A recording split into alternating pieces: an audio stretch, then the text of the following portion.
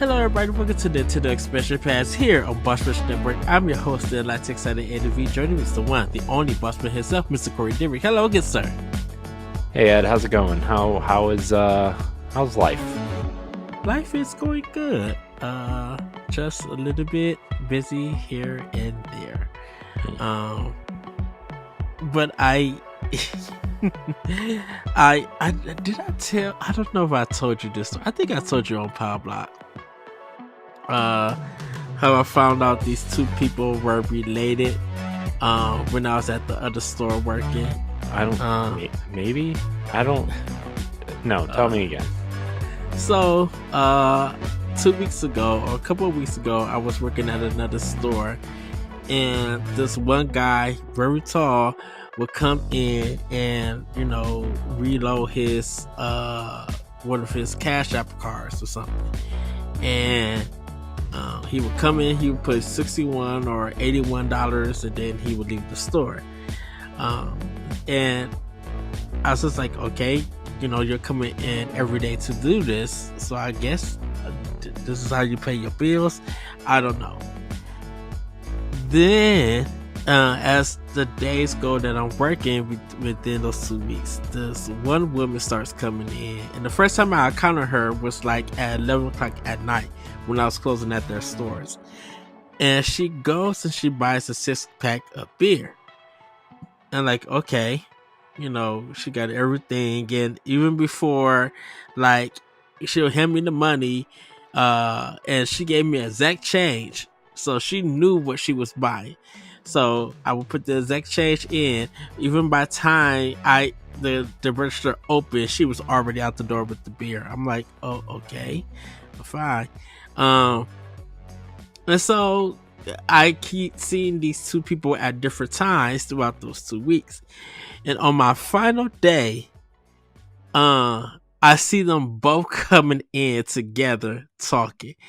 And I was just like, that makes sense now.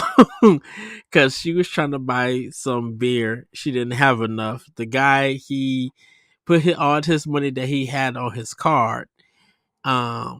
And everything, and so they're arguing, and I'm just up here looking back and forth, just like, why do I need this drama at this time on my last day here at the store?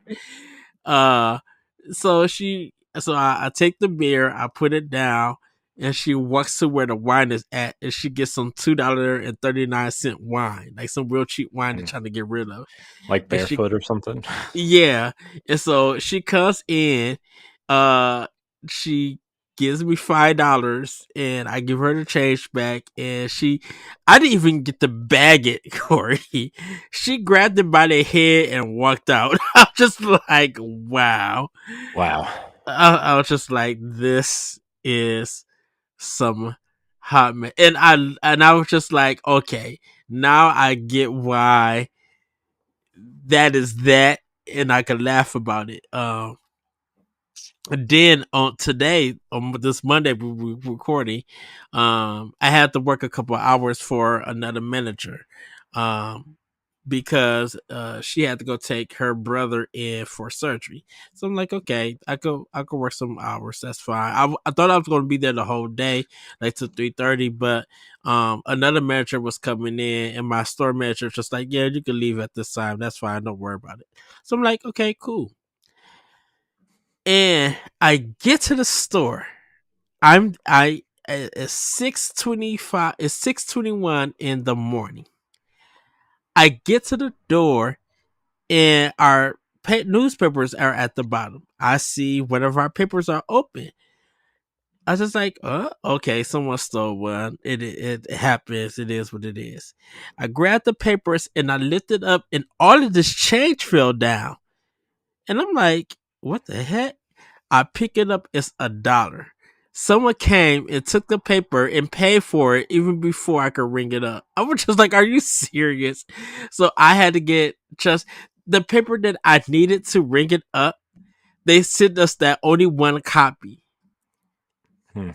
I was just like, are you serious? This has never happened to me at all at any store. So I get the registers. I take the Chicago Tribune here in my area. Um, I scan it. It's an old paper, so it don't matter. I turn it to $1.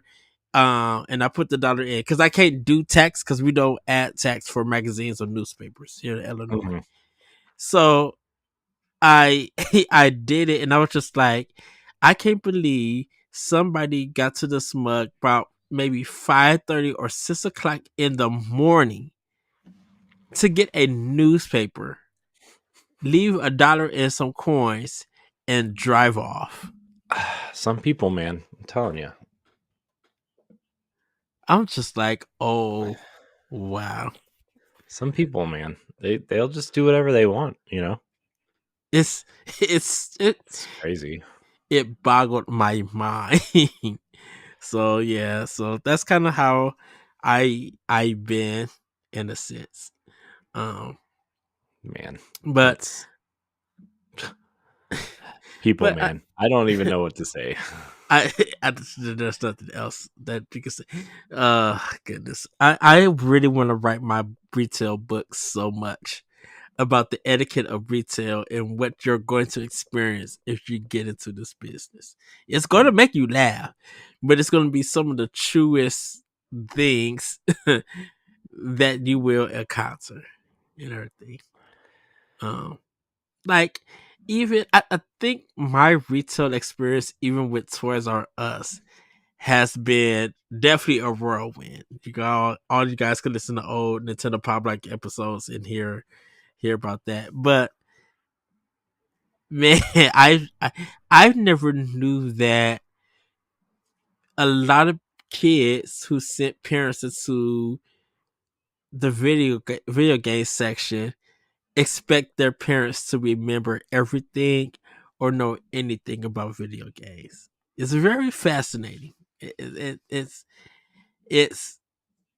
it's entertaining, but it's also eye opening because some customers, some parents would think you as an associate are wrong and don't know nothing, but they're the ones that are asking you all the questions and don't know a thing about the games or and stuff. Like telling people that Nintendo don't make Microsoft games and Microsoft don't make Nintendo games and you gotta have this system and that.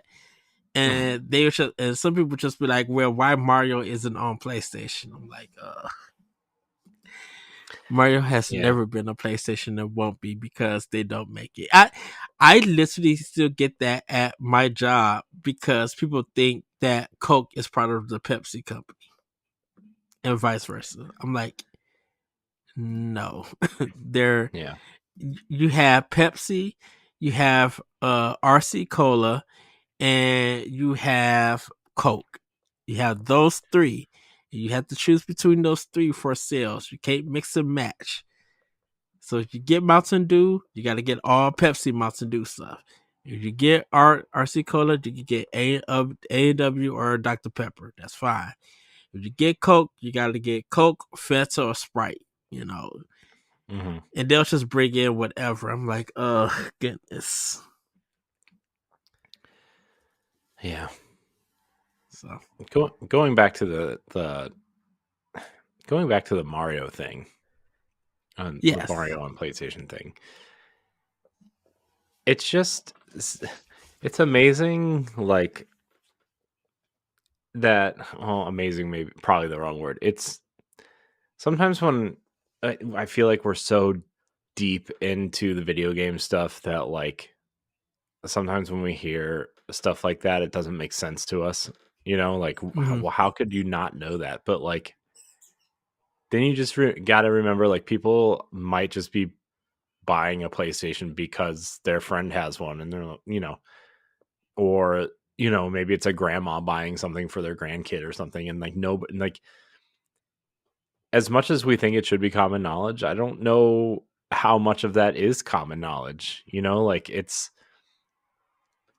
just weird, all these things that like we just take for granted all the time because we are so in it, and um others are not. And yeah, man, it's just Well, weird. it I think for me in my past when I had toys is that parents was always doing something for their kids because they had money and they just wanted to get them something. But I think that's why we have the M-rated conversations and stuff because of Call of Duty and Gears of War. And I'm like, I had to tell parents, I'm like, how old is your son or your daughter? Mostly your son. Well, they're this age. Well, they not well legally. I can sell it to you. It's M-rated because you are the adult that's buying it, but it's not intended for your 12-year-old kid. Well, his friends are going to get it. His friends are also underage. They're supposed. It requires you to be 17 or older to play these games. Well, he'll just be playing with his friends and stuff, and you. I think uh, like I think politicians don't. I'm not sorry. I'm bringing politics into it. I think people who don't understand, definitely with politicians don't understand that if parents are buying in-rated games for their kids and stuff, that's one of the reasons. Cause their friends are playing for it. They're not. These parents don't know anything about the ESRB, and so in retail, we have to teach them why they're not supposed to play, why you're not supposed to be playing Grand Theft Auto, and everything. And so, um, we get these, we sell these parents these games, and definitely with a particular stores and stuff, they card people for it, regardless of what the age is. The 12-year-old kid or a 10-year-old kid was trying to buy Call of Duty, and I was just like, okay, is my parents here? And I took the game out. I didn't hand it to her or anything. I was just like, is your parents here and stuff? And he was just like, no, she sent me in with the $60.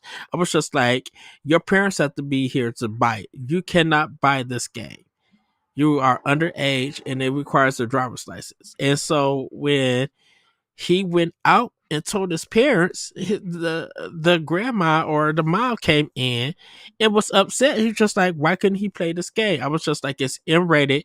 He's under the age of buying it. Our computer system says that you have to be 17 and older to buy this game. It requires a driver's license. Well, why this and that? I was just like, and I explained this. I was explaining to her store policy, all of this, and she still was upset and everything. And I was just like, look, I'm gonna be real with you. It's because if you buy this game and there's a school shooting that happens, they're gonna blame this game for being the reason. And they're gonna blame your kid being the reason because they're playing something not at the respectable age. And she was just like, what do you mean? I was just like, and I was telling her, I was just like, in the past, a lot of school shootings, video games have been blamed, and Grand Theft Auto and Call of Duty has been the ones that people are using as the reason that they're shooting up schools and stuff. And it's been kids under the age of 17 and everything. And it was just like, well, that doesn't make no sense. I was just like, it doesn't, but that's what they're using. That's why if you pay attention to the news about that stuff and M-rated games, you'll see where the points are happening. So it's not us not wanting to sell the game or anything.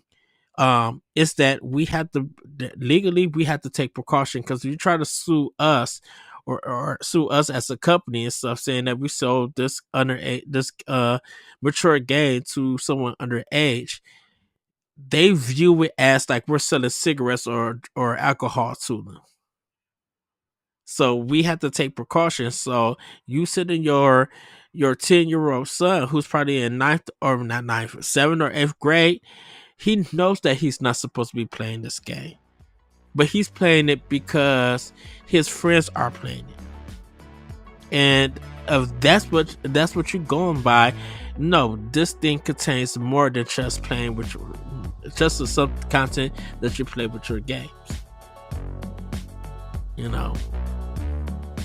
Yeah. If you want to see how you can become a Patreon producer, head on over to patreon.com/BossRushNetwork. The Patreon producers for this month are Adriel Munger, Austin Campbell, Celeste Roberts, Christian S., Sana Dirrig, Francisco Santillan, Matthew Keel, and Todd Oxtra. Thanks for your continued support of the Boss Rush Network.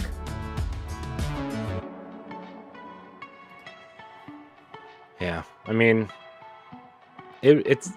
I feel like it was different when we were younger because, like, the shooters we played were like. I mean, the worst it ever got for me was like GoldenEye and Perfect Dark, right? Like that was, or like when you go back to like Contra or I don't know, the Terminator arcade game or Time Crisis or whatever, right? Like, but like that's very clearly like fake, it's Yeah. But then when you get to something like stuff that the PlayStation 5 and the Xbox Series consoles can do, or mega PCs can do, and you're looking at the most recent Call of Duty or these Grand Theft Auto mods. I mean, look at the Grand Theft Auto 6 trailer.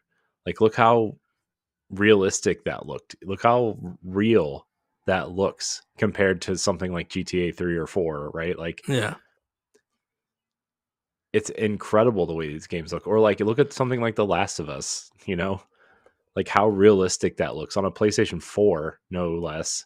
Yes. And that it's getting to that point where these games are becoming so photorealistic in some cases that like when you shoot a gun, it feels weird to shoot someone, and it's scary sometimes when like yeah, we're playing it in the context of our living rooms and we're adults and we're playing stuff like this, but like I don't know. I never really thought of this until my kids were born and cognizant of video games, right? Like they've been watching me play video games, and I just one night I was like playing Destiny and my daughter was still up. And she came down and she's like, "What's this?" I said, "Oh, it's a video game." She's like, "Do you shoot guns?" I said, "Yeah." She's like, "You shouldn't shoot guns." And I'm like, but she's like 5, and like what's even scarier to think about is like they have like monthly, like, how we used to have like tornado drills and fire drills and stuff. They have lockdown drills, like, Yeah. and it's scary. And it changed my entire perspective on video games to the point where like I don't play shooters really anymore. I play Destiny at night, but like Destiny is different than playing something like Call of Duty or Battlefield, right? Like Yeah. it's definitely it's space magic and space wizards hurling purple magic at each other, and some the guns are real, but like I don't know, it's just changed everything for me to the point where like I don't have Call of Duty, and my nephews are really into Fortnite right now, right? And like as cartoony as that is, like some of the guns in that game are real weapons, and it's still scary to think about that my nephews are 13 and 10, 12 and 10. Yeah. I don't know. It's It definitely, I think a couple of years ago, I think it was maybe 2020 or 2021 or 22. It was definitely before the pandemic, I should say.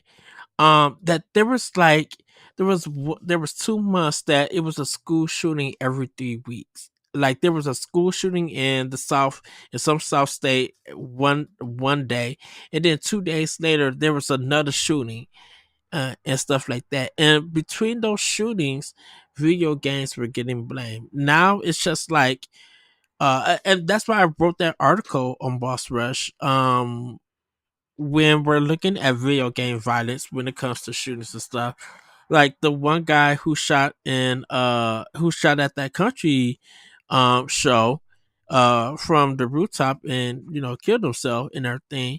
Like there was no mention of video games or anything like that. But if it's like somewhere in college or another high school shooting and stuff like there, and gladly there hasn't been no school shooting at the time of this recording, video games will always come up. And Call of Duty and Grand Theft Auto would be the reason. But it's just like those games weren't even popular. I mean, yeah, they sell well and they're popular, but I'm like, when if if we look at a game that is more successful, it's E-rated. And Hmm. we would, and the idea was that if kids play first person shooters, they'll learn how to shoot a gun. They never factor in if they took a gun or had a gun and was going to the range to do it. Or a person uh who just had the money to buy a gun and bullets would end up buying a gun and bullets and then going on their route and shooting and stuff. Like you know we had the Highland Park shooter here in Illinois. And I'm 30 minutes from I'm actually 20 minutes from Highland Park. My job is literally close to the highway where where they caught the shooter and everything. Um and they lost 5 people in there, and the parents are being charged also. Like the mom, just her court case is coming up, and then after her court case, the dad's case is getting. There was news that a mom just got found guilty of being like I think a co-conspirator, um in some way to want the another child shooting and stuff. They're the ones that her and the husband ran away and was trying to hide, and they got caught.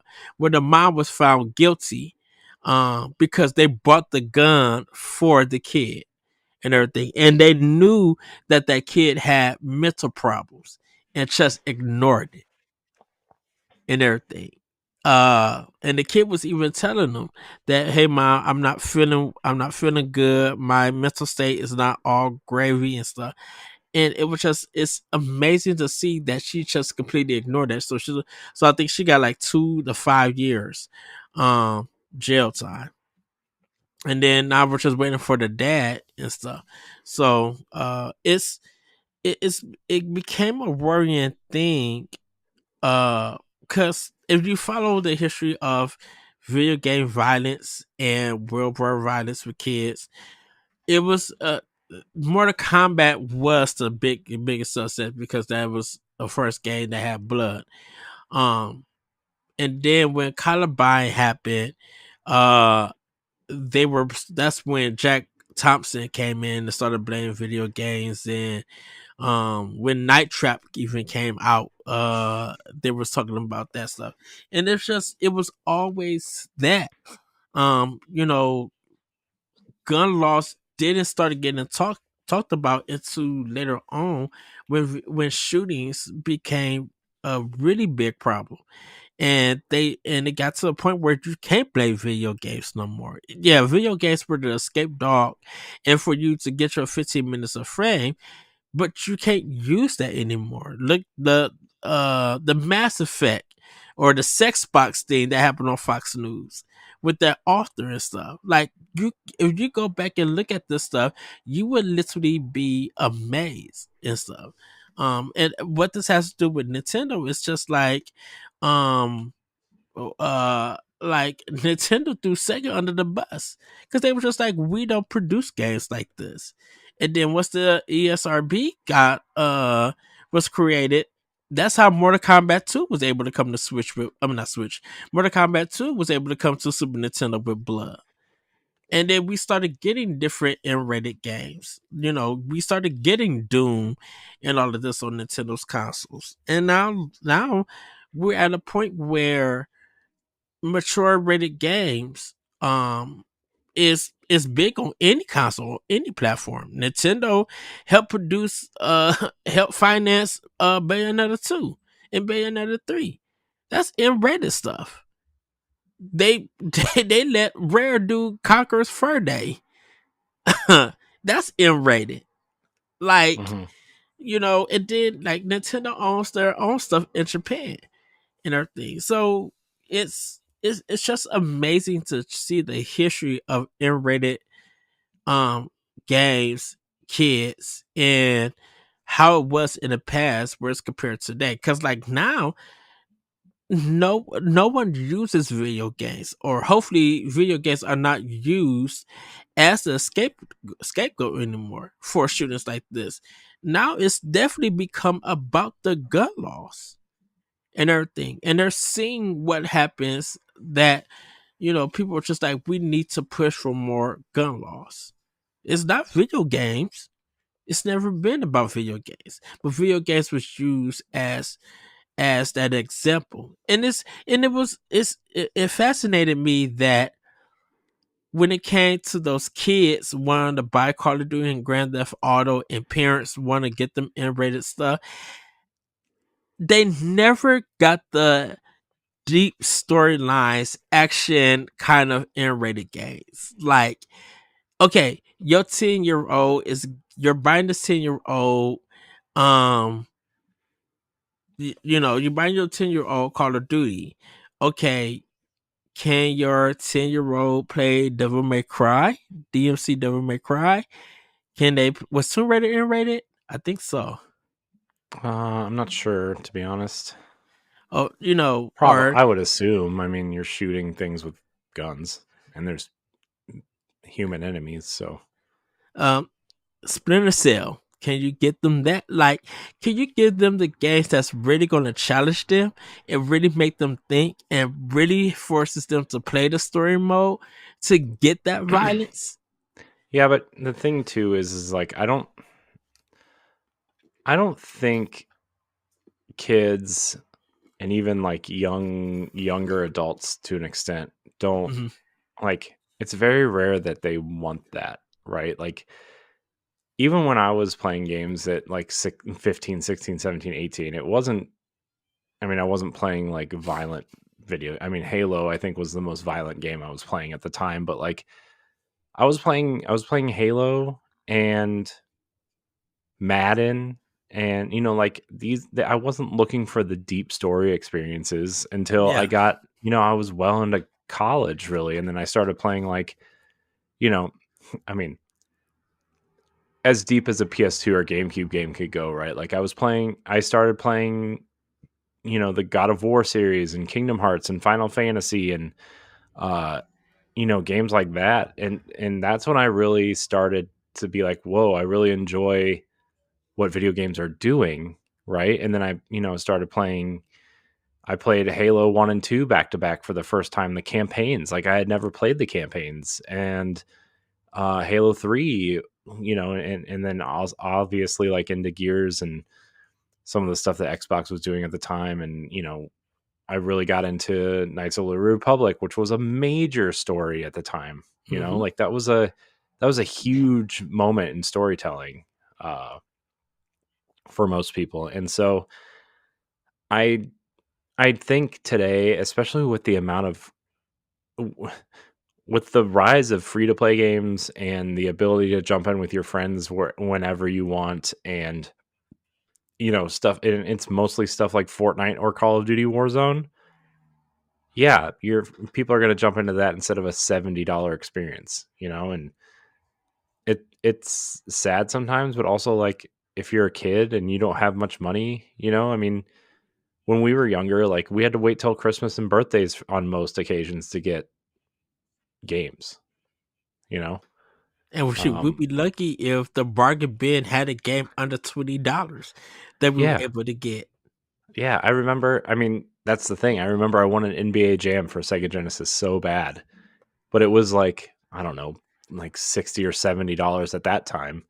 Mm. And in the bargain bin was Barkley Shut Up and Jam, which was like $15 because nobody wanted that. They wanted it was like street ball Right. and not NBA Jam. It was essentially like the same type of game, but it was 3-on-3 instead of 2-on-2 and fake players and Charles Barkley. And then Then my mom got mad because they cuss in that game. Like, and I'm like, you bought it for me because you didn't want to buy NBA Jam, okay? And it's so funny. KB Toy Store was my bargain bin game center, like Yeah. software, etc. And like trying to boutique, they were like you got everything, but they were like the expensive ones. Yeah. But then, like, if I had $20 that my dad gave me because I did whatever I had to do for allowance, I would go in that bargain bin, and somehow I would have extra change. Like I would have $2 or $3, or something.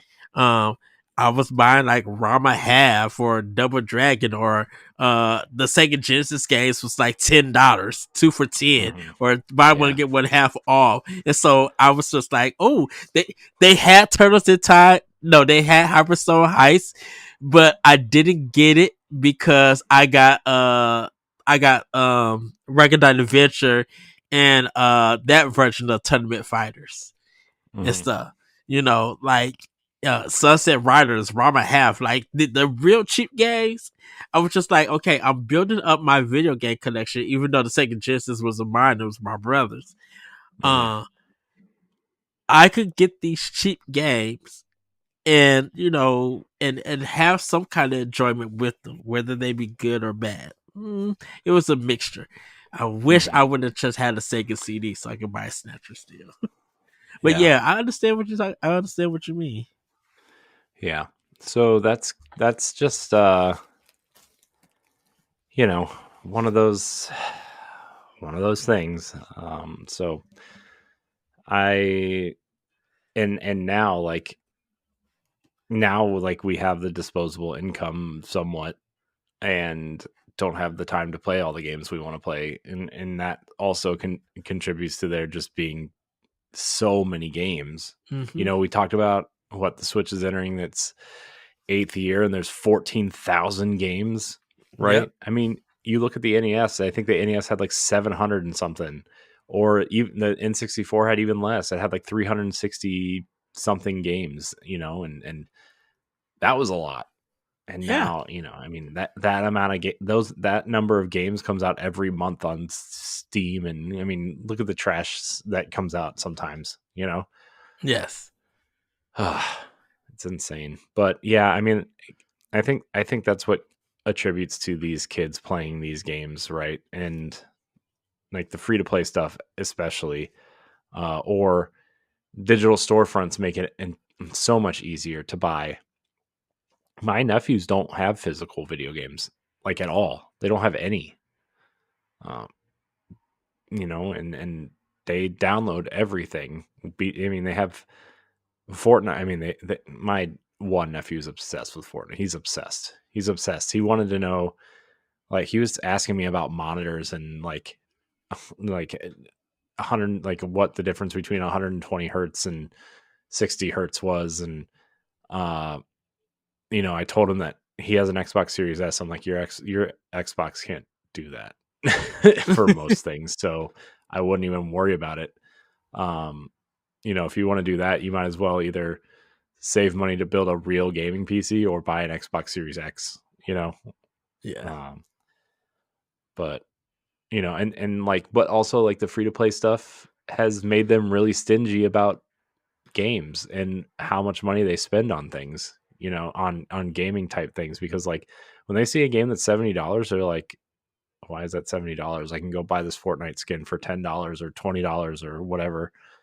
They would rather do that than have a $70 experience, right? And that's just how kids are these days, and the fact that like we can say all we want that these companies should stop chasing the game as a service thing, and um they should stop chasing these multiplayer trends and making games that last, and they should focus on these single player experiences. But at the end of the day, like, this specific group of like the age bracket and you know how games have changed and evolved in that space, like, yeah, they want to chase that, like, as Suicide Squad didn't sell well, but like the people that are playing it that are in like within that, age range of like 14 to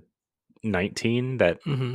don't pay attention to anything else. They just, they liked the movie and they like these characters and they want to go play as these characters are having a blast, Yeah. and good for them, right? I mean, great, but no wonder these companies want to chase that. Fortnite makes like billions of dollars a year on skins and battle passes. They don't even have a product to sell, you Right. know? That entire game is free and hinges on that model, right? If nobody bought anything, that game would have died a long time ago, but they figured it out and now everybody wants it. And Well, that's why. some games have been successful and some games haven't. It's the same thing when Destiny came out, right?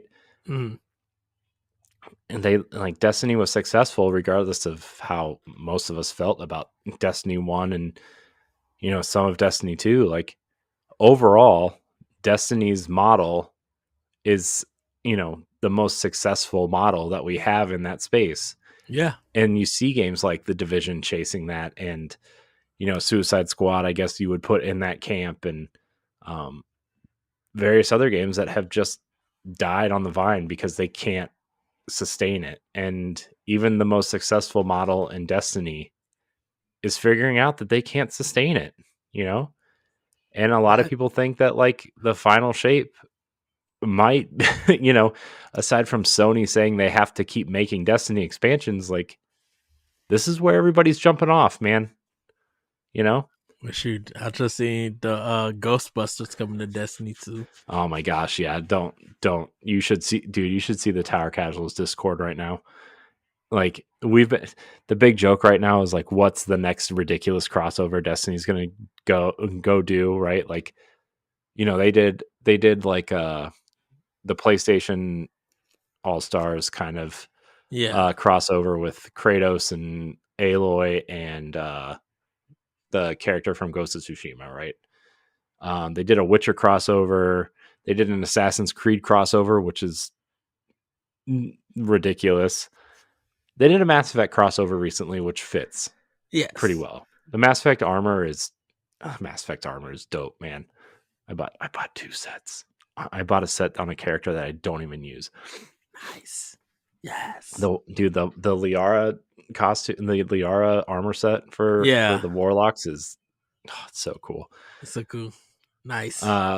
But now like we're getting a Ghostbusters set. Like, what's the next ridiculous crossover? Like, it's again a game like Destiny does not need to be chasing the Fortnite Oh, crossover shoot. thing. If they get Star Trek on that mug, Destiny's going to blow up if they snack Star Trek.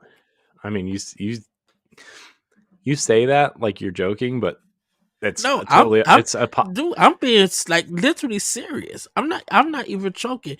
If Star Trek and Destiny made a crossover, dude, you know the Star Trek community who has never played Destiny, oh, it's free and I could get this.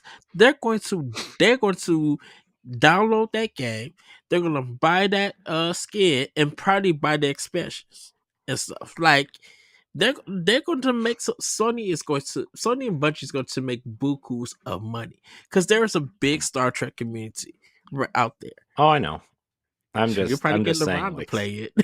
some of these are just, these crossovers are ridiculous and they need to stop. And I I think they think got. Do they got Cowboy Bebop too? no, that's Overwatch, but Overwatch. that's another game. Although that game, I think can handle some crossovers just because Mm-hmm. there's not really like, I mean, Destiny has like has deep lore and a huge, like a ton of story elements that are like pretty serious, and like crossovers don't really fit the tone of Destiny very well. Yeah. Um, but in a game like Overwatch, where it's just kind of silly and these characters are ridiculous, and the whole concept of the game is kind of dumb fun. Like Yes. all crossovers fit for the most part, I think. Some, I wouldn't say all, but some I think fit. Um, and the Cowboy Bebop one inspired And that's the other thing too, is like they're Cowboy Bebop inspired skins. They're not Cowboy Bebop skins. Like you're not playing as the characters. They're just skins, proper skins, right? They're just inspired skins. So like the outfits and stuff. mhm. Yeah. So yeah, I mean, but that's another game too that changed their whole model. They went to Overwatch 2 and changed their whole business model to fit Mm-hmm. the Fortnite model, and it's working okay, but it's not. I feel like Blizzard had it with Overwatch. They had it. They nailed it out of the Yeah. gate. They nailed it. I mean, Overwatch League was huge. I have an Overwatch hoodie over there. I thought I was wearing it. I was wearing it last night. Like Overwatch League was huge, and then they tinkered and they tinkered and they kept changing things, and they went too far to the point where like they felt like the only way to kind of save it was Overwatch 2. But And at now, the end, but Overwatch 2 just replaced the Overwatch 1 client. It's the same download. They just replaced, like, it's just like a massive update to Overwatch 1 to the point where it's like, I don't know why you did this, but also like the free to play thing maybe isn't working. I think you could have done the $40 version like you did Overwatch 1 with, cheaper battle passes and skins in the store the way that Halo does, right? Like I totally think you could have done that. But, but again, like Overwatch is really popular with middle and high school kids, yeah, as much as we as adults want to complain about it. Like I was really into Overwatch for like a year, right? Like when Destiny was down, the game we all moved to was Overwatch, and it was awesome, right? But like I don't know, man. It just video games, man. It's a market that is just it's happening and it's changing, and we're getting older to the point where the way we like to consume games and buy games is becoming less and less relevant, and it kind of sucks. And I think that also plays into like the last episode when I was like, I feel like I'm changing, or like I need to whatever. You can listen to the last episode, but I think like also the way games are made and delivered and how you spend money with video games and stuff is changing. Also affects how my thoughts also. And so I know we have to adjust in some way, and I think both markets can coexist. yeah, I think the big thing right now is that budgets are just way too high for AAA games, and we need to figure out how to fix that problem before we move into we're going to go chase the free to play buy. Oh yeah, well, that's another expansion pass for another day. So Yeah, but I think we can wrap it up here, Corey. sure. So, everybody, do let us know. Or come to our Boss Rush Discord. Let us know, like if you were a person growing up through the 90s and 2000s, hearing about in-rated games and like school shootings and the 15 minutes of friends, like just that whole era. I would love to hear your stories and your thoughts about it, and let us know what you think about the future of gaming when it comes to kids. I would love to see, like, will free to play games for them become the biggest thing, or stay the biggest thing, or will they get to a point where they hit an age where they are started by their own games? Let us know. With that, everybody, have a great week, have a great weekend, and we'll see you next time on Nintendo Expansion Pass. Bye, everybody. Goodbye. If you want to see how you can become a Patreon producer, head on over to patreon.com/BossRushNetwork. The Patreon producers for this month are Adriel Munger, Austin Campbell, Celeste Roberts, Christian S., Sana Dirrig, Francisco Santillan, Matthew Keel, and Todd Oxtra. Thanks for your continued support of the Boss Rush Network.